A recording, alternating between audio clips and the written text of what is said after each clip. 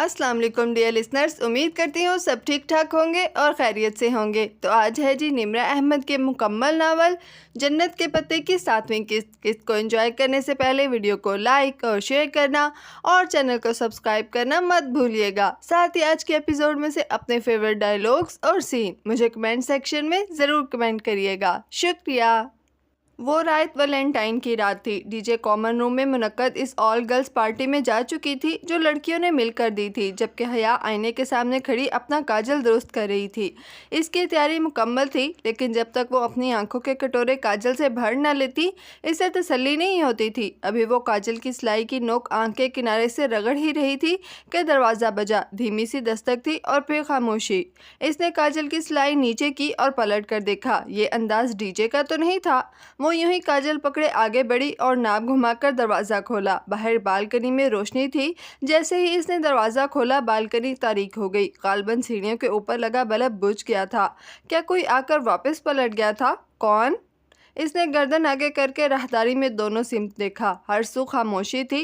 Balcony वीरान थी, वहाँ सर्दी थी और अंदर कमरा गर्म था। वो चंद सानिये खड़ी रही, फिर धीरे से शाने उचकाकर पलटने ही लगी थी कि ओ नहीं। इसके लबों से एक उकताई हुई किराह निकली। चौखट पर इसके कदमों के साथ सफ़ेद गुलाबों का बुके और एक बंद लिफाफा रखा था। वो झुकी, दोनों चीज़ें उठाईं और जानेहाना अंदाज में लिफाफे का मुंह फाड़ा। अंदर रखा चकोर सफ़ेद कागज़ निकाला और चेहरे के सामने किया। Happy Valentine day from your Valentine. इसने लब बीचकर तनफ़र से वो तहरीर पढ़ी और फिर बेहद गुस्से से कागज़ तोड़ मरोड़ कर गुलदस्ते समेत पूरी कुव्वत से राहदारी में दे मारा। आउच। वो वापस मुड़ने ही लगी थी जब किसी की बौखलाई हुई आवाज़ सुनी। इसे चौंक कर पीछे देखा। गुलदस्ता और कागज़ सीधे हाथ वाले कमरे से निकलते मोतसम को जा लगे थे और इसे टकरा कर अब इसके कदमों में पड़े थे। ये क्या है? वो हक्का बक्का खड़ा था। I am sorry मोतसम। वो शदीद बेजारी से बामुश्किल ज़ब्त करके बोली। मोतसम को वजाहत देने का सोचकर ही इससे कोफत होने लगी थी। ये मैंने तुम्हें नहीं दिए, बल्कि किसी फजूल इंसान ने मुझे भेजे हैं। तुम बुरा मत मानना और इनको डस्टबिन में डाल देना। वो एक हाथ दरवाजे पर रखे, दूसरे में काजल पकड़े ज़रा रुखाई से बोली। मोतसम ने झुककर वो कागज़ उठाया और सीधे होते हुए इसकी शुकने दुरुस्त करके चेहरे के सामने किया। हया को कोफत होने लगी। मैं कह रही हूँ ना, सॉरी। वो जो कदरे भवें सुकेड़ कर कागज़ को देख रहा था चौंक कर इसे देखने लगा। नहीं, इट्स ओके, मगर ये तुम्हें कोई स्पांजी में तंग कर रहा है? वो तहरीर पर निगाहें दौड़ाते तशवीश से पूछ रहा था। ये बात नहीं है, ये बहुत पहले से मेरे पीछे पड़ा है, लंबी कहानी है, जाने दो, इसको कूड़े में फेंक देना। Good night. वो मज़ीद मुरव्वत का मुजाहरा किए बगैर दरवाजे का क्वार्टर बंद ही करने लगी थी जब वो होले से बोला, ये गीला क्यों है? तुम रोई हो? कुछ था इसकी आवाज़ में कि दरवाज़ा बंद करती हया ठटक कर रुकी, फिर पट नीमवा किया और बाहर बालकनी में कदम रखा। मैं क्यों रोऊंगी? वो कागज़ को देखते हुए बोली। मोतसम कागज़ के निचले दाएं तरफ के किनारे पर उंगली फेर रहा था। फिर ये गीला क्यों है? शायद फूलों पे पानी था। हया ने बेगानगी अंदाज में नफ़ी में गर्दन हिलाई। नहीं, ये तो मोटे लिफाफे में मेहर बंद था। मोतसम ने वो नम हिस्सा नाक के करीब ले जाकर आंखें मूंदे सांस अंदर को खींची। Stress, लीमू, lime. वो मुतज़ब्ज़ब सा हया को देखने लगा। क्या कह रहे हो? मुझे कुछ समझ नहीं आ रहा। किसी ने इसके निचले किनारे पर लीमू का रस लगाया है। फिर इसने ज़रा चौंक कर हया को देखा। तुम्हारे पास माचिस है? वो जवाब दिए बिना उल्टे कदमों पीछे आई और दरवाज़ा पूरा खोलकर एक तरफ हो गई। मोतसम कदरे झिझका, फिर कागज़ पकड़े अंदर दाखिल हुआ। हया ने अपनी और डीजे की मेज़ की कुर्सियां खींचकर आमने सामने रखीं और फिर टाली की मेज़ पर चीज़ें उलट पलट करने लगी। क्या तुम भी बचपन में लीमू के रस और आग वाला खेल खेलते थे? वो अब मेज़ की दराज़ें खोलकर कुछ ढूंढ रही थी। मोतसम धीरे से हंसा। बहुत खेल खेले हैं और इनमें से अक्सर आग वाले होते थे। फ़लस्तीन में बहुत आग है, शायद तुम न समझ सको। चलो आज इन तुर्कों के खेल इसराइली आग से खेलते हैं। वो दराज से एक सिगरेट लाइटर निकाल कर इसके सामने कुर्सी पर आ बैठी और लाइटर इसकी तरफ बढ़ाया। मोतसम ने लाइटर का पहिया अंगूठे से दबाकर घुमाया तो आग का नीला जर्द सा शोला जल उठा। एहतियात से। وہ بے اختیار کہہ اٹھی۔ معتصم نے جواب نہیں دیا۔ وہ خط کے نم حصے کو جو ابھی تک نہیں سوکھا تھا شعلے کے قریب لایا، ذرا سی تپش ملی اور الفاظ ابھرنے لگے۔ بڑے بڑے کر کے لکھے انگریزی کے 3 حرف ARP۔ وہ حروف "اینڈ فرام یور ویلنٹائن" کے نیچے لکھے تھے۔ وہ دونوں چند لمحے کاغذ کے ٹکڑے پر ابھرے بھورے حروف کو تکتے رہے، پھر ایک ساتھ گردن اٹھا کر ایک دوسرے کو دیکھا۔ عرب؟ کیسا لفظ ہے یہ؟ حیا نے ممکنہ ادائیگی کے دونوں طریقوں سے حروف کو ملا کر پڑھا۔ شاید کوئی نام ہے۔ کیا عرب کوئی ترک نام ہے؟ معلوم نہیں۔ معتصم نے شانے اچکا دیے۔ حیا سوچتی نگاہوں سے کاغذ کو تکتی رہی۔ کیا میں تمہاری کوئی مدد کر سکتا ہوں؟ اس نے ایک نظر معتصم کو دیکھا اور پھر نرم سا مسکرائی۔ تم کر چکے ہو۔ وہ ہولے سے مسکرا کر کھڑا ہوا اور کاغذ میز پر رکھا۔ وہ جو بھی ہے شاید تمہیں اپنا نام بتانے کی کوشش کر رہا ہے۔ وہ کون ہو سکتا ہے یہ تم بہتر سمجھ سکتی ہوگی۔ مجھے اب چلنا چاہیے۔ Thank you Mutasim. معتصم نے ذرا سی سر کو جنبش دی اور باہر نکل گیا۔ دروازے کا کیچر سست روی سے واپس چوکٹ تک جانے لگا۔ حیا چند لمحے میز پر رکھے کنارے سے بھورے ہوئے کاغذ کو دیکھے گئی، پھر بے اختیار کسی مگائنگی عمل کے تحت اس نے ہاتھ میں پکڑی کاجل کی سلائی کو سیدھا کیا اور بائیں ہتھیلی کی پشت پر وہ 3 حرف اتارے۔ ARP۔ دروازہ چوکھٹ کے ساتھ لگنے ہی والا تھا۔ ذرا سی در سے باہر راہداری میں گرا گلدستہ دکھائی دے رہا تھا۔ ایک دو پل مزید گزرے اور زوردار ٹھاک کے آواز کے ساتھ دروازہ بند ہو گیا۔ وہ اپنی ہتھیلی کی پشت پر سیاہ رنگ میں لکھے وہ 3 الفاظ دیکھ رہی تھی۔ ARP۔ اس نے اوپر بنے کیبنٹ کا دروازہ کھولا، چند ڈبے الٹ پلٹ کیے۔ نچلے خانے میں مرچوں کا ڈبہ نہیں تھا۔ وہ ایڑیاں اٹھا کر ذرا سی اونچی ہوئی اور اوپر والے خانے میں جھانکا۔ وہاں سامنے ایک پلاسٹک کے بے رنگ ڈبے میں سرخ پاؤڈر نظر آ رہا تھا۔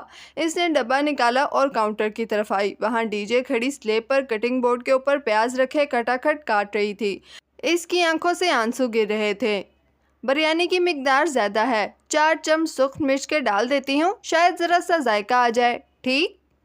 وہ خود کلامی کے انداز میں کہتی ٹوکری سے چھوٹا چمچ ڈھونڈنے لگی۔ ہاں ٹھیک۔ ڈی جے نے بھینگی آنکھیں اوپر اٹھا کر اسے دیکھتے ہوئے رندھی آواز میں کہا اور آستین سے آنکھیں رگڑی۔ حیا اب ڈبے سے چمچ بھر بھر کر دھواں اڑاتے پتیلے میں ڈال رہی تھی۔ بالوں کا ڈھیلا سا جوڑا اس کے پیچھے گردن پر جھول رہا تھا۔ سادہ شلوار قمیض پر وہ ڈھیلا ڈھالا سا سبز سویٹر پہنے ہوئی تھی جس کی آستینیں اس نے کوہنیوں تک موڑ رکھی تھیں۔ دوپٹہ ایک طرف دروازے پر لٹکا تھا اور چند لٹیں جوڑے سے نکل کر چہرے کے اطراف میں لٹک رہی تھیں۔ گوشت میں چمچہ ہلاتی وہ بہت مصروف لگ رہی تھی۔ وہ دونوں اس وقت انجم باجی کے کچن میں موجود تھیں۔ صبح انجم باجی ڈی جے کو ڈائننگ ہال میں ملی تو شام اپنے گھر کھانے کی دعوت دے ڈالی، جو کہ ڈی جے نے یہ کہہ کر قبول کر لی کہ وہ اور حیا مل کر بریانی بنائے گی۔ اب سر شام ہی وہ دونوں حالے کو لیے انجم باجی کے اپارٹمنٹ آ گئی تھیں۔ ایک بیڈ روم، لاؤنج اور کچن پر مشتمل وہ چھوٹا مگر بہت نفیس اور سلیقے سے سجا اپارٹمنٹ تھا۔ حالے کو انہوں نے لاؤنج میں انجم باجی کے ساتھ بیٹھا رہنے دیا اور خود کچن میں آ کر کام میں مصروف ہو گئیں۔ یہ پینٹنگ جوید جی لائے تھے انڈیا سے۔ اندر لاؤنج میں انجم باجی کے حالے کو مطلع کرتی آواز آ رہی تھی۔ ڈی جے، یہ جوید جی کیا ہے؟ اس نے قدرے الجھ کر پوچھا۔ ان کا مطلب ہے جاوید جی، ان کے ہسبینڈ۔ ڈی جے نے سرگوشی کی تو وہ اوہ کہہ کر مسکراہٹ دباتی پلٹ کر ابلتے چاولوں کو دیکھنے لگی۔ جس وقت انجم باجی اور حالے کچن میں داخل ہوئیں، حیا پتیلے کا ڈھکن احتیاط سے بند کر رہی تھی۔ آہٹ پر پلٹی اور مسکرائی۔ بس دم دے رہی ہوں۔ بہت خراب ہو تم دونوں، مجھے اٹھنے ہی نہیں دیا۔ بس اب آپ کو کھانے کے وقت ہی اٹھانا تھا۔ وہ جاوید بھائی آ گئے؟ وہ ہاتھ دھو کر تولیے سے صاف کرتی ڈی جے کے پاس آئی۔ ڈی جے کا سلاد ابھی تک مکمل نہیں ہوا تھا۔ اب کہیں جا کر وہ ٹماٹروں پر پہنچی تھی۔ بس آنے ہی والے ہیں، لاؤ یہ سلاد تو مجھے بنانے دو۔ نہیں، میں کر لوں گی، تھوڑا سا ہی رہ گیا ہے۔ ڈی جے نے بڑی بے فکری سے کہا تو اس نے اسے جتاتی نظروں سے گھورا۔ آپ نے اس تھوڑے میں بھی صبح کر دینی ہے، لاؤ مجھے دو اور پلیٹیں لگاؤ۔ اس نے ٹماٹر اور چھری ڈی جے کے ہاتھ سے لے لی۔ حالے ہنس خود نہایت پھرتی سے سالہ پھلاوا سمیٹنے میں لگی تھی۔ وہ میلے برتن اب سنک میں جمع کر رہی تھی۔ وہ ان کبھی کبھی کام کرنے والی دونوں پاکستانی لڑکیوں کی نسبت بہت تیزی سے ہاتھ چلا رہی تھی۔ ڈی جے کیبنٹ سے پلیٹیں نکالنے لگی اور انجم باجی رائتہ بنانے لگی۔ حیا نے ٹماٹر کو کٹنگ بورڈ پر بائیں ہاتھ سے پکڑ رکھا اور چھری رکھ کر دبائی۔ وہ سرخ ٹکڑے الگ ہوئے اور ذرا سا سرخ رس اس کی بائیں ہتھیلی کی پشت پر بہہ گیا جہاں کاجل سے لکھے 3 میٹھے میٹھے سے حرف تھے، ARP۔ وہ 2 یا 3 روز سے اسی ARP کے متعلق سوچے جا رہی تھی۔ اب بھی کچھ سوچ کر اس نے گردن اٹھائی۔ انجم باجی؟ دہی کو کانٹے سے پھینٹتی انجم باجی نے ہاتھ روک کر اسے دیکھا۔ آپ نے کسی عرب کے متعلق سنا ہے؟ عرب؟ انجم باجی نے حیرت بھری الجھن سے دہرایا۔ جی عرب، ARP۔ اس نے وضاحت کے لیے ہجے کر کے بتایا۔ اوہ ناٹ اگین حیا۔ حالے جو سنک کے آگے کھڑی تھی قدرے اکتا کر پلٹی۔ اس کے ہاتھ میں جھاگ بھرا اسفنج تھا جسے وہ پلیٹ پر مل رہی تھی۔ پھر تم وہی موضوع لے کر بیٹھ گئی ہو؟ اس کے انداز میں خفگی بھرا احتجاج تھا۔ مگر حالے؟ اب کہ وہ الجھی تھی۔ یہ موضوع تو اس نے ابھی تک حالے کے ساتھ ڈسکس نہیں کیا تھا۔ پھر میں نے کہا تھا نا کہ یہ سب بیکار کی باتیں ہیں۔ مگر میں نے پوچھا ہی کیا ہے؟ ARP عبد الرحمن پاشا اور کون؟ میں نے بتایا تھا نا کہ یہ گھریلو عورتوں کے افسانوں سے زیادہ اور کچھ نہیں ہے۔ یہ استنبول ہے، یہاں قانون کا راج ہے، مافیا کا نہیں۔ اب کے بعد میں اس موضوع پر کچھ نہیں سنوں گی۔ حالے اب پلٹ کر جھاگ سے بھری پلیٹ کو پانی سے گھنگھال رہی تھی اور وہ حیرتوں کے سمندر میں گھری کھڑی تھی۔ ARP عبد الرحمن پاشا۔ اوہ یہ خیال اسے پہلے کیوں نہیں آیا؟ اوکے۔ وہ بظاہر سر جھکائے ٹماٹر کاٹنے لگی مگر اس کے ذہن میں بہت سے خیال گڈمڈ ہو رہے تھے۔ وہ اور جہان دونوں ایک جیسے تھے۔ وہ اپنے استنبول کے دفاع کے علاوہ کبھی کچھ نہیں کہیں گے، اسے یقین تھا۔ مگر کسی کے پاس تو کچھ کہنے کے لیے ہوگا اور اسے اس کسی کو ڈھونڈنا تھا۔ وہ میز لگا رہی تھی جب جاوید بھائی آ گئے۔ وہ بھی PhD کر رہے تھے اور سبانجی میں پڑھاتے بھی تھے۔ بے حد ملنسار، سادہ اور خوش اخلاقی سے دیسی مرد تھے۔ پرانے پاکستانی ڈراموں کے شوقین اور پرستار۔ ٹی وی کے ساتھ ریک میں انکہی، تنہائیاں، دھوپ کنارے، آنگن ٹیڑھا، الف نون سمیت بہت سے کلاسک ڈراموں کی DVDs قطار میں سجی تھیں۔ ان دونوں میاں بیوی کا ایک دوسرے کے لیے طرز تخاطب بہت دلچسپ تھا۔ جاوید جی اور انجو جی۔ اسے بہت ہنسی آئی۔ باقی تینوں کچن میں تھیں۔ جب حیا پانی رکھنے میز پر آئی تو جاوید بھائی کو تنہا بیٹھے پایا۔ وہ کسی کتاب کی ورق گردانی کر رہے تھے۔ جاوید بھائی؟ وہ گڑبڑا کر تصحیح کرتی ان کے سامنے کرسی کھینچ کر بیٹھی اور محتاط نگاہوں سے کچن کے دروازے کو دیکھا۔ ایک بات پوچھنی تھی آپ سے۔ جی پوچھئے۔ وہ فوراً کتاب رکھ کر سیدھے ہو بیٹھے۔ استنبول میں ایک انڈین مسلم رہتا ہے، عبد الرحمن پاشا نام کا، آپ اسے جانتے ہیں؟ وہ محتاط سے کرسی کنارے ٹکی بولتے ہوئے بار بار کچن کے دروازے کو بھی دیکھ لیتی۔ کون پاشا؟ وہ بیوک ادا والا؟ اور حیا کو لگا اسے اس کے جواب ملنے والے ہیں۔ جی وہی، وہ خاصا مشہور ہے۔ ہاں سنا تو میں نے بھی ہے، بیوک ادا میں اس کا کافی ہولڈ ہے، وہ مال امپورٹ ایکسپورٹ کرتا ہے۔ کیا وہ مافیا کا بندہ ہے؟ اسلحہ اسمگل کرتا ہے؟ ایک پروفیسر کو مافیا کے بارے میں کیا معلوم ہوگا حیا جی؟ وہ گھسیاہٹ سے مسکرائے۔ یعنی کہ وہ واقعی مافیا کا بندہ ہے اور آپ کو معلوم بھی ہے مگر آپ اعتراف نہیں کرنا چاہ رہے۔ اس نے اندھیرے میں تیر چلانا چاہا۔ میں ٹھیک سے کچھ نہیں جانتا۔ انہوں نے سادگی سے ہتھیار ڈال دیے۔ دفتن کچن سے انجم باجی کی چیخ بلند ہوئی۔ وہ جو کرسی کے کنارے پر ٹکی تھی گھبرا کر اٹھی اور کچن کی طرف لپکی۔ کیا ہوا؟ انجم باجی سرخ بھنبوکا چہرہ اور آنکھوں میں پانی لیے کھڑی تھی۔ ان کے ہاتھ میں خالی چمچ تھا۔ مرچیں؟ اتنی مرچیں حیا؟ نہیں، یہ ترکی کی مرچیں پھیکی ہوتی ہیں تو میں نے صرف 4 چمچے۔ 4 چمچے؟ ان کی آنکھیں پھیل گئیں۔ یہ ترکی کی نہیں، خالص ممبئی کی مرچیں ہیں، میں سارے مسالے وہیں سے لاتی ہوں۔ اوہ نہیں۔ اس نے بے اختیار دل پر ہاتھ رکھا جبکہ ڈی جے ہنس ہنس کر دوہری ہو رہی تھی۔ سردی کا زور پہلے سے ذرا ٹوٹا تھا۔ اس صبح بھی سنہری سی دھوپ ٹاکسم اسکوائر پر بکھری تھی۔ مجسمہ آزادی کے گرد ہر سو سونے کے ذرات چمک رہے تھے۔ وہ دونوں سست روی سے سڑک کے کنارے چل رہی تھیں جب ڈی جے نے پوچھا، حیا یہ ٹاکسم نام کتنا مزے کا ہے، اس کا مطلب کیا ہوا بھلا؟ میں شہر کی میئر ہوں جو مجھے پتہ ہوگا؟ نہیں، وہ میری گائیڈ بک میں لکھا تھا کہ ٹاکسم عربی کا لفظ ہے اور اس کے معنی شاید بانٹنے کے ہیں، کیونکہ یہاں سے نہریں نکل کر سارے شہر میں بڑھ جاتی تھیں۔ تمہیں عربی آتی ہے اس لیے پوچھ رہی ہوں۔ عربی میں تو ٹاکسم نام کا کوئی لفظ نہیں ہے، اور عربی میں بانٹنے کو تقسیم کہتے ہیں۔ وہ ایک دم رکی اور بے اختیار سر پر ہاتھ مارا۔ اوہ، ٹاکسم یعنی تقسیم۔ اگر گوروں کی طرح منہ ٹیڑھا کر کے پڑھو تو تقسیم تقسیم یا ٹاکسم بن جاتا ہے۔ ٹاکسم، واو! وہ دونوں اس بات پر خوب ہنستی ہوئی آگے بڑھنے لگیں۔ وہ شاپنگ کے ارادے سے آج استقلال اسٹریٹ کی طرف آئی تھیں۔ استقلال جدیسی اسٹریٹ ٹاکسم کے قریب سے نکلنے والی ایک لمبی سی گلی تھی۔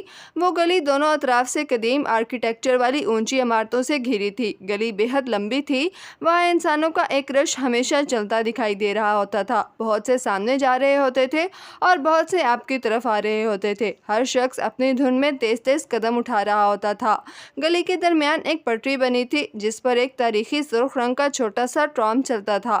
وہ پیدل انسان کی رفتار سے دگنی رفتار سے چلتا اور گلی کے اس سرے سے دوسرے تک پہنچا دیتا۔ اس گلی کو ختم کرنے کے لیے بھی گھنٹہ تو چاہیے تھا۔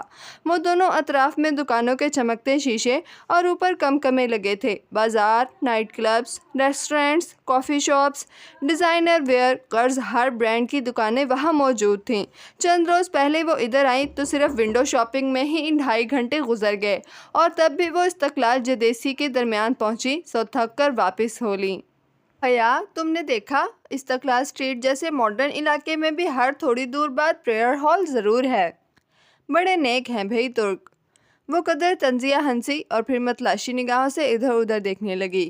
استقلال اسٹریٹ میں آنے کا اصل مقصد جہان سے ملنا تھا، اور وہ صرف اس لیے یہاں آئی تھی کہ برگر کنگ جائے، اور میں یہاں سے گزر رہی تھی تو سوچا کہہ کر اس سے ملاقات کا بہانہ ڈھونڈ لے۔ وہ دونوں تیز رفتاری کے ساتھ چل رہی تھیں۔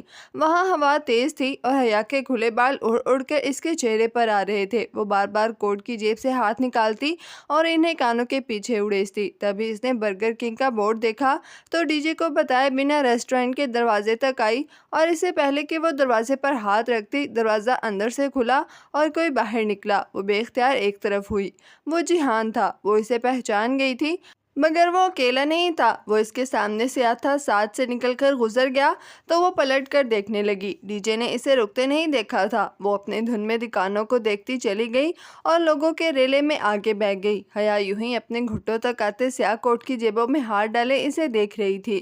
اب وہ ہوا کے رخ پر کھڑی تھی تو اس کے بال پیچھے کی طرف اڑنے لگے تھے۔ جہان اس سے دور جا رہا تھا اور اس کے ساتھ ایک دراز قد لڑکی بھی تھی، کوٹ سکرٹ میں ملبوس، اپنے سرخ بالوں کو اونچے جوڑے میں باندھے۔ وہ لڑکی ناگواری سے ہاتھ ہلا ہلا کر کچھ کہہ رہی تھی۔ جہان نے اسے نہیں دیکھا۔ اسے یقین تھا۔ وہ دوڑ کر ان کے پیچھے گئی۔ وہ دونوں بہت تیز چل رہے تھے۔ ان کی رفتار سے ملنے کی سعی میں وہ ایشیائی لڑکی ہانپنے لگی تھی۔ بامشکل وہ ان کے عین عقب میں پہنچ پائی۔ لڑکی بلند آواز میں نفی میں سر ہلاتی کچھ کہہ رہی تھی۔ جہان بھی خاصا جھنجھلایا ہوا جواباً بحث کر رہا تھا۔ وہ ترک بول رہے تھے یا کوئی دوسری زبان، وہ فیصلہ نہ کر پائی۔ شاید ترک نہیں تھی۔ وہ بہت لمبے لمبے فقرے بول رہے تھے، اور جتنی ترک حیا نے اب تک سنی تھی وہ ایسی نہیں تھی۔ ترک میں فقرے چھوٹے ہوتے تھے، بس فعل استعمال کیا اور اس کے آگے پیچھے سانپ کے لاحقے لگا لگا کر ایک بڑا لفظ بول دیا جو معنی میں کئی فقروں کے برابر ہوتا تھا۔ جہان، جہان! وہ شور اور رش میں بمشکل اتنی آواز سے اسے پکار پائی کہ وہ سن سکے۔ اس کی تیسری پکار پر وہ رکا، لڑکی بھی ساتھ ہی رکی۔ وہ دونوں ایک ساتھ پلٹے۔ جہان! اس کے ہونٹ جہان کو دیکھ کر ایک معصوم مسکراہٹ میں ڈھلنے لگے تھے۔ کیا مسئلہ ہے؟ اس نے سنجیدہ اکھڑے اکھڑے انداز میں آئی برو اٹھائے۔ اس کے چہرے پر اتنی سختی اور ناگواری تھی کہ حیا کی مسکراہٹ میں کھلتے لب بند ہو گئے۔ اس کا رنگ پھیکا پڑ گیا۔ میں حیا؟ وہ بے یقینی سے بنا پلک جھپکے اسے دیکھ رہی تھی۔ اسے شک گزرا کہ جہان نے اسے نہیں پہچانا۔ ہاں تو پھر؟ وہ بھویں سکیڑے بولا۔ وہ لڑکی کوٹ کی جیبوں میں ہاتھ ڈالے کھڑی ناپسندیدگی سے حیا کو دیکھ رہی تھی۔ پھر؟ حیا نے بے یقینی سے زیر لب دہرایا۔ وہ ششدر سی جہان کو دیکھ رہی تھی۔ کوئی کام ہے؟ وہ بمشکل ضبط کر کے بولا۔ حیا نے دھیرے سے نفی میں سر ہلایا۔ اس میں بولنے کی سخت نہ رہی تھی۔ تو میری شکل کیا دیکھ رہی ہو؟ جاؤ! मुशा ने झटक कर पलटा। लड़की भी एक उचटती निगाह इस पर डालकर मुड़ गई। इस्तकलाल स्ट्रीट पर लोगों का रेला आगे बढ़ता गया। जिहान सिकंदर और इस लड़की के पीछे बहुत से लोग इस सिमत जा रहे थे। कितनी ही देर वो साथ खड़ी बहुत से सिरों की पुश्त के दरमियान और इन दोनों को दूर जाते देखती रही। इसकी पलकें झपकना भूल गई थीं। इन दोनों के सरापे हजूम में गुम हो रहे थे। वो दो नुक्ते बनते जा रहे थे। मध्यम, दूर, बहुत दूर। हया, हया। डीजे कहीं दूर अथल पथल सी सांसों के दरमियान चिल्ला रही थी, मगर वो नहीं सुन रही थी। वो इसी तरह भीड़ के दरमियान पत्थर हुई खड़ी इसी सिम देख रही थी। वो बहुत दूर जा चुके थे। साख्त पुतलियों में अब दर्द होने लगा था। बालाखर बोल से इसकी पलकें गिरी और झुककर उठी तो मंजर भीग चुका था। इससे फिर से पलकें झपकाईं तो भीगी आंखों से कतरे रुखसारों पर गिरने लगे।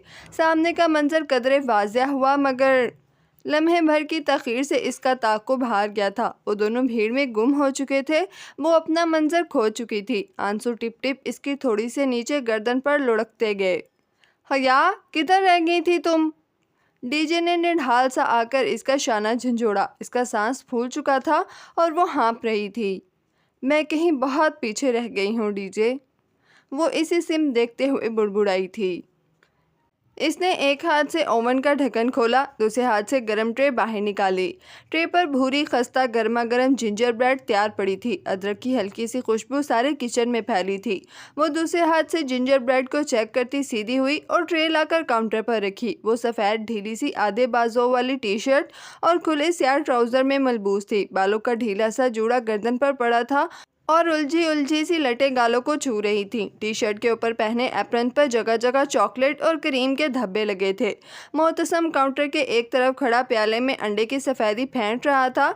डीजे दूसरी तरफ खड़ी सजावट के लिए ली गई बंटीज, जेली और रंग बिरंगे बीन्स के पैकेट खोल खोल कर प्लेट में उंडेल रही थी। हर रंग के बीन्स, कैंडीज और सुर्ख जेली बीन्स का ढेर लग चुका था। आज हुसैन की बर्थडे थी।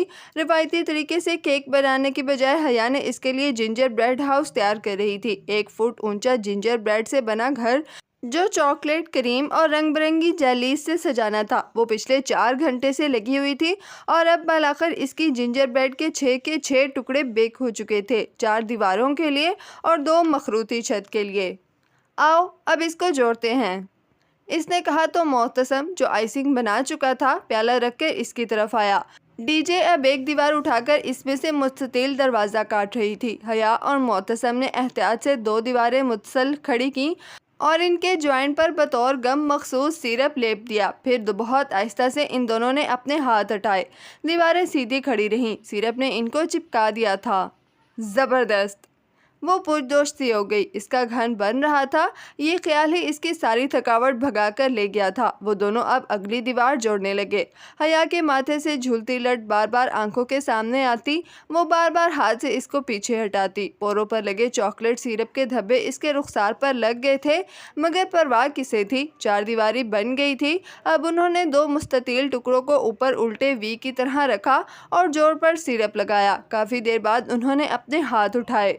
छत बरकरार रही। सिरप सूखने लगा था। छत मज़ीद मजबूत होती गई। हया, तुम ग्रेट हो। वो भूरा सा घर बिना रंग या आराइश के भी इतना प्यारा लग रहा था कि मोहतसम बेख्तियार सताइश से बोला, मुझे पता है। वो धीरे से हंसी। वो तीनों अब इला बिला कैंडीज़, बंटीज़ और जेलीज से दीवारों की सजावट करने लगे। वो हर डेकोरेशन के टुकड़े के पीछे ज़रा सा सिरप लगाकर इसे दीवार से चिपका देते। भूरे रंग पर जगह जगह सुर्ख, सब्ज़ और नीले बटन की मानित आंखें उभरने लगी थी। ज़रा सी देर में घर सज गया था। डीजे ने सफ़ेद क्रीम से खिड़कियों के चौकोर चौखट्टे बनाए और अंदर नीली क्रीम का रंग भर दिया। अब इस्तांबुल की बर्फ़बारी का मज़ा अपने घर को भी तो चखाएं। हया आइसिंग शुगर और छलनी ले आई। इसने सफ़ेद सूखे आटे की शक्ल की आइसिंग शुगर छलनी में डाली और घर के ऊपर करके छलनी आहिस्ता आहिस्ता हिलाने लगी। छलनी के सुराखों से सफ़ेद जर्रे नीचे गिरने लगे। भूरे रंग पर बर्फ़बारी होने लगी और एक हल्की सी सफ़ेद चाय चॉकलेट से ढके घर पर बैठने लगी। हया का जिंजर ब्रेड हाउस तैयार है। اس نے احتیاط سے ٹرے اٹھائی۔ گھر برقرار رہا۔ وہ اس کے 4.5 گھنٹوں کی محنت کا ثمر تھا۔ کسی سالگرہ کی تقریب سے پہلے حیا سلیمان نقص سے تیار نہ ہو، حیرت انگیز بات تھی، مگر آج اس کی تیاری وہ گھر ہی تھا۔ اسے اپنے رف حلیے، ایپرن اور چہرے پر لگے دھبوں کی پرواہ نہیں تھی۔ اس کی ساری توجہ ٹرے میں رکھے جنجر بریڈ ہاؤس پر تھی۔ وہ ڈی جے اور معتصم کے پیچھے چلتی کامن روم میں داخل ہوئی۔ وہاں فاصلے فاصلے پر گول میزوں کے گرد کرسیوں کے پھول بنے تھے۔ درمیانی میز پر گفٹس اور حسین کا لایا ہوا کیک رکھا تھا۔ 12 ممالک کے ایکسچینج اسٹوڈنٹس آ چکے تھے۔ وہ کوئی سرپرائز پارٹی نہ تھی۔ سو حسین بڑی میز کے پیچھے کھڑا ہنستا ہوا ٹالی کا گفٹ لینے کی کوشش کر رہا تھا، جسے ٹالی بار بار پیچھے کر رہی تھی۔ سرپرائز! حیا نے پکارا تو سب نے ادھر دیکھا۔ معتصم اور ڈی جے کے پیچھے وہ چوکھٹ پر کھڑی تھی۔ دونوں ہاتھوں میں اٹھائی ٹرے میں وہ فیری ٹیل ہاؤس رکھا تھا، اور حیا کو پتا تھا وہ ہنسل اور گرینڈل کے جنجر بریڈ ہاؤس سے زیادہ خوبصورت تھا۔ واو! بے اختیار بہت سے لبوں سے ستائش نکلی۔ حیا، تم نے میرے لیے اتنا کیا؟ حسین بے حد متاثر ہوا تھا۔ اس نے مسکراتے ہوئے شانے اچکائے۔ وہ دروازے میں کھڑی تھی۔ دروازہ آدھا کھلا تھا اور سردی اندر آ رہی تھی۔ آؤ حیا، اسے میز پہ لے آؤ۔ معتصم بڑی میز پر گفٹس، کیک اور دوسری ڈشز کے درمیان جگہ ہٹا کر جگہ بنانے لگا۔ سردی کی لہر دروازے سے اندر گھس رہی تھی۔ اس نے بائیں ہاتھ میں ٹرے پکڑے دایاں ہاتھ بڑھا کر دروازہ دھکیلنا چاہا۔ وہ بدقسمتی کا لمحہ تھا۔ دروازے کی ناب کو اس نے چھوا ہی تھا کہ دروازہ زور سے پورا کھلا اور کوئی تیزی سے اندر داخل ہوا۔ کھلتے دروازے نے اس کا بڑا ہاتھ پیچھے دھکیلا اور وہ توازن برقرار نہ رکھ سکی۔ بے اختیار ایک قدم پیچھے ہٹی اور تب ہی اس کے بائیں ہاتھ میں پکڑی ٹرے ٹیڑھی ہوئی۔ اوہ نو! بہت سی دل سوز چیخیں بلند ہوئیں اور ان میں سب سے دل خراش اس کی اپنی چیخ تھی۔ الٹی ہوئی ٹرے اس کے ہاتھ میں رہ گئی۔ ہلکی سی ٹھاک کے واز کے ساتھ جنجر بریڈ ہاؤس زمین پر جا گرا۔ ہر دیوار ٹکڑوں میں بٹ گئی۔ بنٹیز اور جیلیز ادھر ادھر بکھر گئیں۔ فرش پر بریڈ، چاکلیٹ کریم اور رنگ برنگی بنٹیوں کا ایک ملبہ پڑا تھا، اور وہ سب سناٹے کے عالم میں پھٹی پھٹی نگاہوں سے اسے دیکھ رہے تھے۔ کتنے ہی پل وہ شوق کے عالم میں اس ملبے کو دیکھے گئی، پھر اس کی نظر پار آتے جوگرز کو دیکھا اور اپنی ششدر نگاہیں اوپر اٹھائیں۔ وہ جیہان سکندر تھا۔ وہ اتنی ہی بے یقینی اور شوق سے اس ملبے کو دیکھ رہا تھا۔ حیا کے دیکھنے پر بے اختیار اس نے نفی میں سر ہلایا۔ حیا، آئی ایم سوری، میں نے جان بوجھ کر نہیں کیا۔ مجھے نہیں پتا تھا کہ تم سامنے۔ او گاڈ! تعصب ملال کے مارے وہ کچھ کہہ نہیں پا رہا تھا۔ وہ جو پھٹی پھٹی نگاہوں سے اسے دیکھ رہی تھی، یکدم لب بیچ گئی۔ اس کی آنکھوں میں تحیر کی جگہ غصے نے لے لی۔ خون کی سرخ لکیریں اس کے آنکھوں میں اترنے لگی۔ وہ ایک دم جھکی، بریڈ کا ٹوٹا کریم میں لتھڑا ٹکڑا اٹھایا اور سیدھا ہوتے ہوئے پوری قوت سے جیہان کے منہ پر دے مارا۔ وہ اس غیر متوقع حملے کے لیے تیار نہیں تھا۔ کریم میں لتھڑا ٹکڑا اس کی گردن پر لگا تو وہ بے اختیار 2 قدم پیچھے ہٹا۔ ٹکڑا اس کی شرٹ پر سے پھسلتا نیچے قدموں میں جا گرا۔ اس نے گردن پر لگی کریم کو ہاتھ سے چھوا اور پھر انگلیوں کے پوروں کو بے یقینی سے دیکھا۔ حیا، میں نے جان بوجھ کر نہیں کیا۔ وہ سرخ آنکھوں سے لب بیچے جیہان کو دیکھ رہی تھی۔ اس نے لب اتنی سختی سے بیچ رکھے تھے کہ گردن کی رگیں ابھرنے لگیں اور کن پٹی پر نیلی لکیر نظر آ رہی تھی۔ وہ بالکل چپ کھڑی گہرے گہرے سانس لے رہی تھی۔ حیا، اٹس اوکے۔ حسین پریشانی سے آگے بڑھا۔ ڈی جے اور معتصم اس کے ساتھ تھے۔ حیا، میں نے واقعی نہیں دیکھا تھا کہ تم… shut up! Just shut up! وہ اتنی زور سے چلائی کہ آگے بڑھتا حسین وہیں رک گیا۔ چلے جاؤ تم یہاں سے، کہیں بھی چلے جاؤ، مگر میری زندگی سے نکل جاؤ۔ تم میرے لیے عذاب اور دکھ کے علاوہ کبھی کچھ نہیں لائے۔ نکل جاؤ اس کمرے سے۔ اس نے اردو میں چلا کر کہا تھا۔ 12 ممالک کے ایکسچینج اسٹوڈنٹ میں سے اردو کوئی نہیں سمجھتا تھا سوائے ڈی جے کے، مگر وہ تمام متعصب کھڑے طلباء سمجھ گئے تھے کہ وہ کیا کہہ رہی ہے۔ حیا؟ جیہان کی آنکھوں میں دکھ ابھرا۔ میرا نام بھی مت لو۔ اس نے گردن کے گرد بندھے ایپرن کی ڈوری ہاتھ سے نوچی۔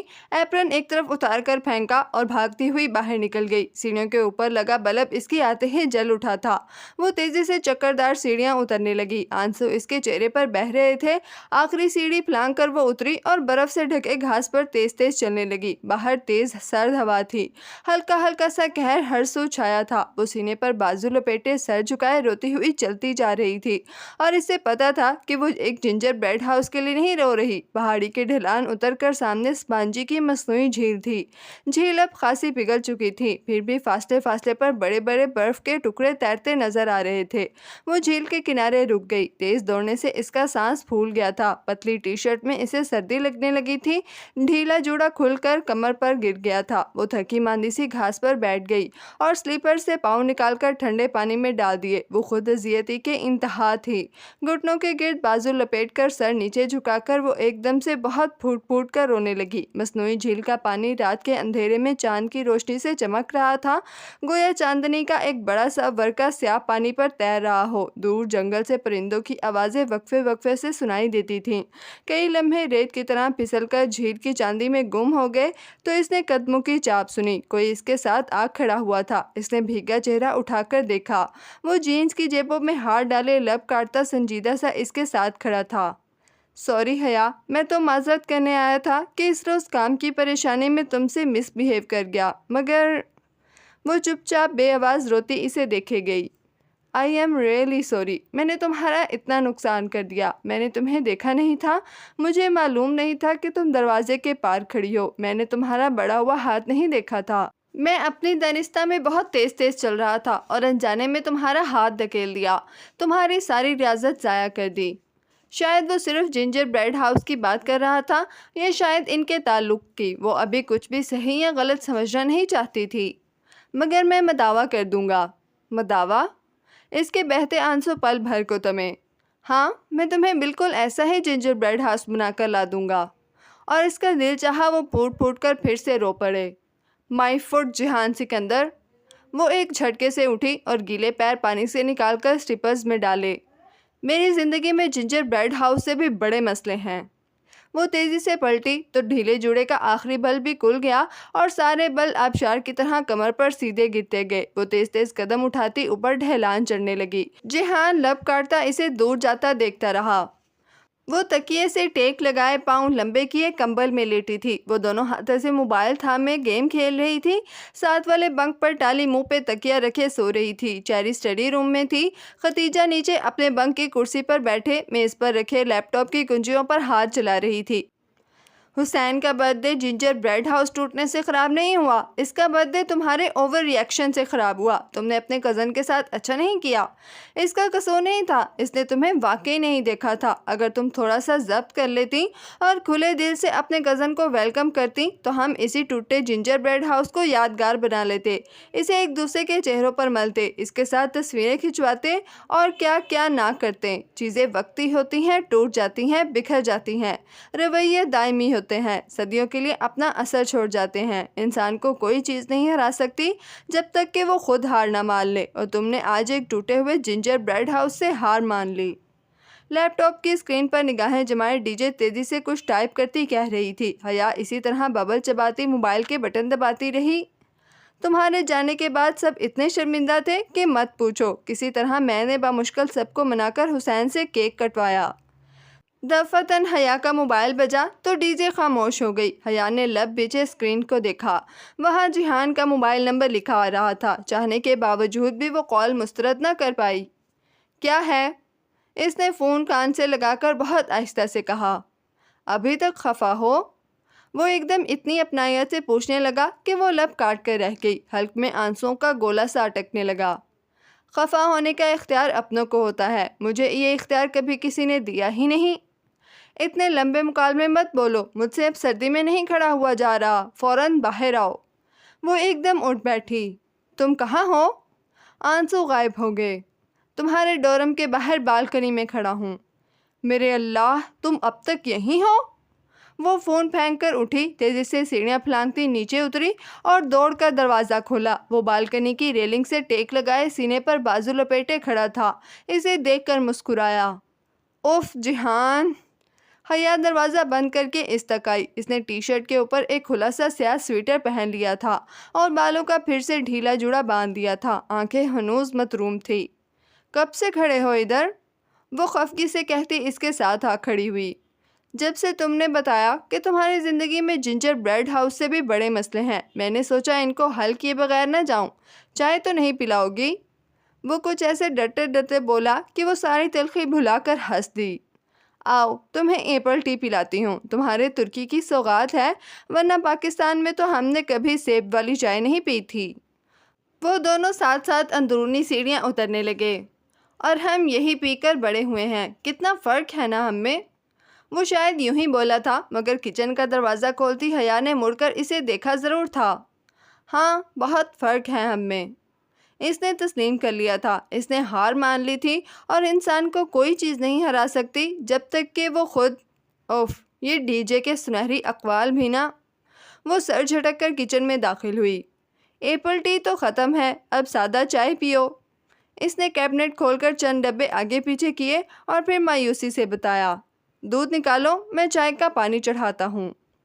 وہ آگے بڑھا، دیش کی ڈھونڈ ڈھانڈ کر نکالی، اس میں پانی اور پتی ڈال کر چولہے پہ چڑھائی اور چولہا جلا دیا۔ وہ ایسا ہی تھا، فوراً سے کام کر دینے والا۔ اس کے ہاتھ بہت سخت اور مضبوط سے لگتے تھے، کام کے، محنت اور مشقت کے عادی۔ وہ استنبول کے ورکنگ کلاس کا نمائندہ تھا۔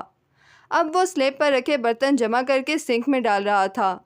رہنے دو جہان، میں کر لوں گی۔ تم نے کرنے ہوتے تو اب تک کر چکی ہوتی۔ اب اس سے پہلے کہ پانی سوکھ جائے دودھ ڈالو، بلکہ مجھے دو۔ اس نے پلیٹ دھوتے ہوئے دوسرے ہاتھ سے دودھ کا ڈبہ اٹھایا اور خود ہی دیچکی میں انڈیل دیا۔ وہ اسے دیکھ کر رہ گئی۔ وہ کھلے نل تلے پلیٹیں کھنگال رہا تھا، جینز اور جوگر پہنے، سویٹر کی آستینیں کوہنیوں تک موڑے۔ وہ ٹاکسم اسکوائر کی میٹرو میں موجود اس ایگزیکٹو سے قطعاً مختلف لگ رہا تھا جس سے چند ہفتے قبل حیا ملی تھی۔ حیا، حیا! ڈی جے حواس باختہ سی چلاتی ہوئی کچن میں داخل ہوئی۔ تمہارا فون مر جائے گا بج بج کر۔ اوہ، السلام علیکم۔ جہان کو دیکھ کر وہ گڑبڑا کر رہ گئی۔ وعلیکم السلام۔ جہان نے پلٹ کر اسے جواب دیا۔ تمہارا فون۔ وہ حیا کو موبائل تھما کر واپس مڑ گئی۔ حیا نے موبائل پر دیکھا، 5 مسڈ کالز، ترکی کا کوئی غیر شناسا سا نمبر۔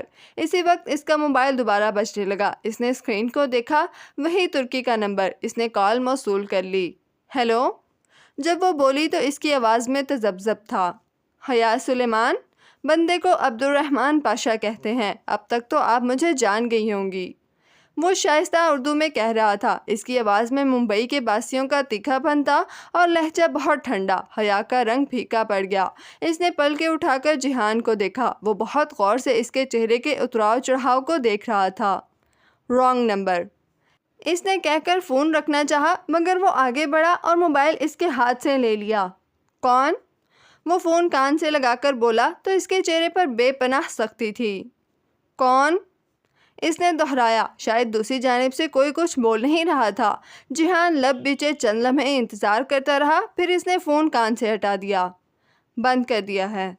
اس نے موبائل حیا کی طرف بڑھاتے ہوئے جانچتی مشکوک نگاہوں سے اسے دیکھا۔ کون تھا؟ تمہیں نہیں بتایا تو مجھے کیوں بتاتا؟ شاید رانگ نمبر تھا۔ وہ اب سنبھل چکی تھی۔ تمہیں کوئی تنگ تو نہیں کر رہا؟ پھر جیسے وہ چونکا۔ وہ پھول؟ پتہ نہیں کون ہے۔ اس نے شانے اچکا دیے۔ جانے دو۔ ہراسمنٹ ایک جرم ہے، ہم اس کے لیے پولیس کے پاس جا سکتے ہیں۔ وہ کچھ سوچ کر بولا، کسی مسئلے کا حل جہان سکندر کے پاس نہ ہو، یہ ممکن تھا بھلا؟ جانے دو، میں زیادہ اہمیت نہیں دیتی، خود ہی تھک ہار کر رک جائے گا۔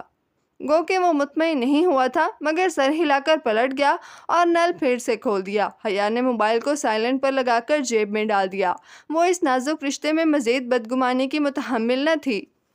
چولہا کیوں بند کر دیا؟ ابھی پکنے دیتی، میں زیادہ کڑی ہوئی چائے پینے کا عادی ہوں۔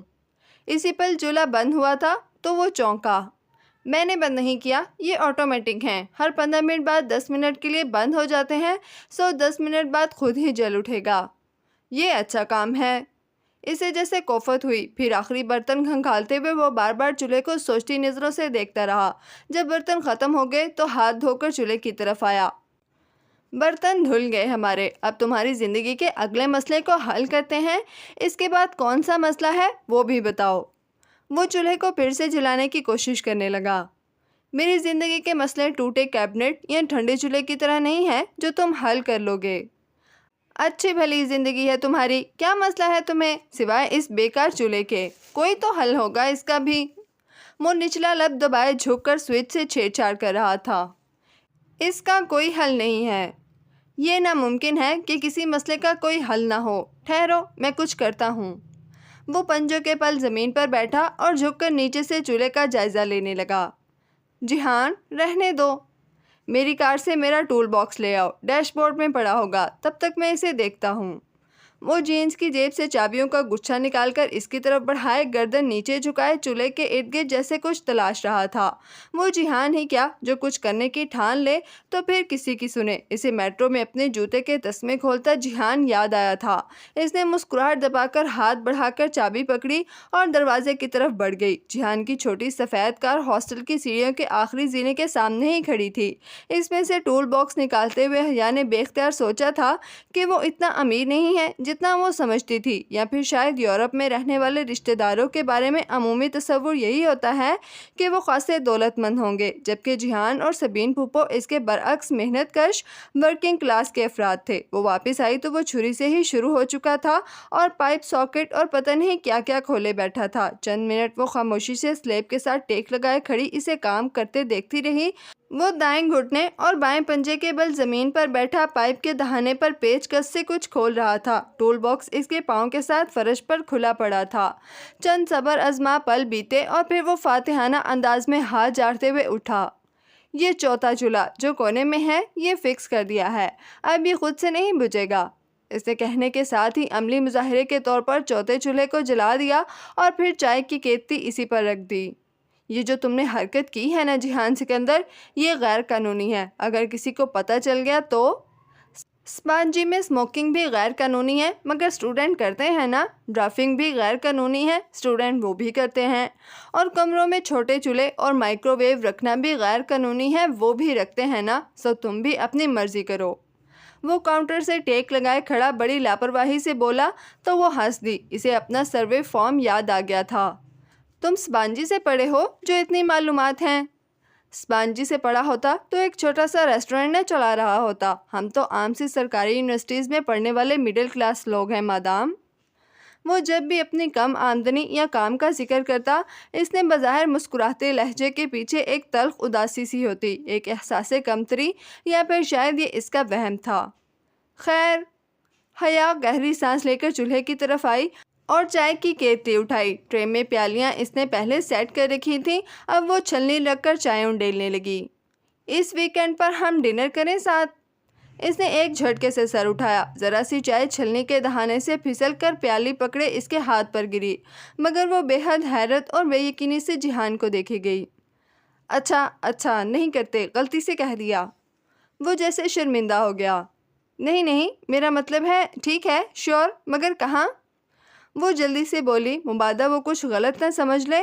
پھر اپنی جلد بازی پر بھی خفت ہوئی۔ استقلال جدیسی میں کہیں بھی تمہیں بس ٹاکسم پر اتارتی ہے نا؟ حیا نے اس کی پیالی اٹھا کر اسے دی تو اس نے سر کی ذرا سی اس بات کے ساتھ تھام لیا۔ ہاں۔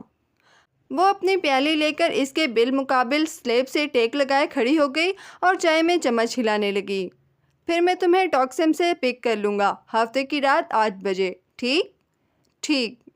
وہ گھونٹ بھرتے ہوئے مسکرا دی۔ جب وہ اسے واپس باہر تک چھوڑنے آئی تو دونوں کو اپنے نیچے پا کر بالکنی میں بتی خود سے جل اٹھی۔ وہ سیڑھیوں کی طرف بڑھ ہی رہا تھا کہ وہ ہولے سے کہہ اٹھی، آئی ایم سوری، میں آج اوور ری ایکٹ کر گئی۔ جیحان نے پلٹ کر اسے دیکھا۔ کچن کے سارے برتن دھلوا کر، چولہا ٹھیک کروا کر اور چائے کے 2 کپ بنوا کر تم نے بالآخر مان ہی لیا، بہت شکریہ، اب میں سکون سے سو سکوں گا۔ وہ گویا بہت تشکر اور احسان مندی سے بولا تھا۔ وہ خفت سے ہنس دی۔ کہا نا سوری مجھے بھی کرنی چاہیے، مگر وہ میں ڈنر پر کر دوں گا، ادھار رہا، ہفتے کی شام 8 بجے شارپ، مجھے یاد رہے گا۔ وہ سیڑھیاں اترنے لگا اور حیا سینے پر بازو لپیٹے کھڑی اسے جاتے دیکھتی رہی، جب تک اس کی کار نگاہوں سے اوجھل ہو گئی تو وہ کمرے کی طرف مڑ گئی۔ بالکنی کی بتی بجھ گئی، سارے میں تاریکی چھا گئی۔ ڈی جے وہیں کرسی پر بیٹھی لیپ ٹاپ پر کچھ ٹائپ کر رہی تھی۔ وہ زیر لب کوئی دھن گنگناتے ہوئے کمرے میں داخل ہوئی اور اپنے بنک کے زینے چڑھنے لگی۔ تمہارا کزن بڑا ہینڈسم ہے، ڈی جے نے مصروف انداز میں تبصرہ کیا۔ سو تو ہے، اس نے بستر میں لیٹ کر ڈی جے کو دیکھتے ہوئے جواب دیا۔ یہ وہی پھوپھو کا بیٹا ہے نا؟ ڈی جے اسکرین کو دیکھتی لیپ ٹاپ کی کنجیوں پر انگلیاں چلا رہی تھی۔ وہی شادی شدہ؟ ہاں۔ اس کے لبوں پر ایک دبی دبی مسکراہٹ در آئی۔ اچھا؟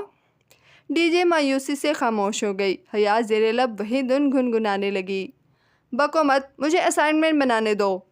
کچھ دیر بعد ڈی جے جھنجھلا کر بولی تو وہ مسکراتے ہوئے گنگنائے جا رہی تھی۔ وہ خوش تھی، بہت خوش۔